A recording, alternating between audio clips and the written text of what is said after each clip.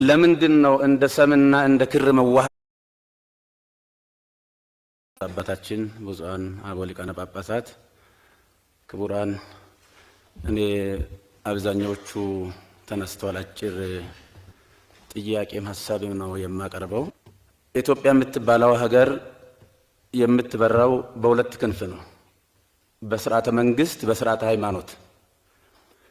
እነዚህ ነገሮች ጤናማ ካልሆኑ ድንብት አይኗን የምታወጣ ክንፏን የተሰበረች ንስር ከመሆን ያለፈ ሌላ ትርጉም የላትም። ስለዚህ በዚች ሀገር ስንኖር ለሀገር ስንሰራ ቤተክርስቲያን ዋና መንግስት እንደ ወተትና እንደ ቡና ሳይቀላቀሉ ቦታ ሳይቀያየሩ እንደ ሰምና እንደ ክር የግድ መዋሃድ አስፈላጊ ነው ብዬ ነው የማስበው።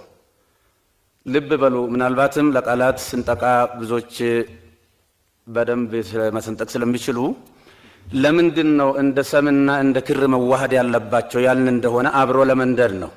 ካልነደዱ ማብራት የለም። ነዶልን ከሆነ ነደን ከሆነ ያበራንላቸው ሰዎች አሉ፣ በርቶልን ከሆነ ደግሞ የነደዱልን አሉ ማለት ነው።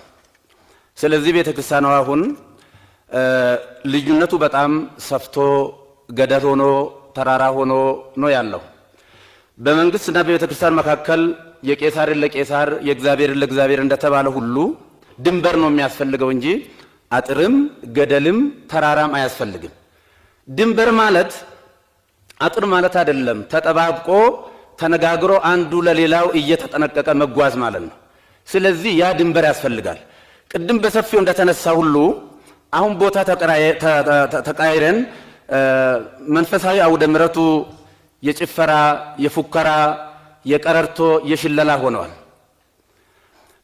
ፖለቲከኞችም የእኛን ድርሻ ወስደው ነው ያሉት እና እነዚህ ነገሮች ወደ ቦታቸው መመለስ አለባቸው። መቼም ለመድኃኒት መድኃኒት አይታዘዝለትም።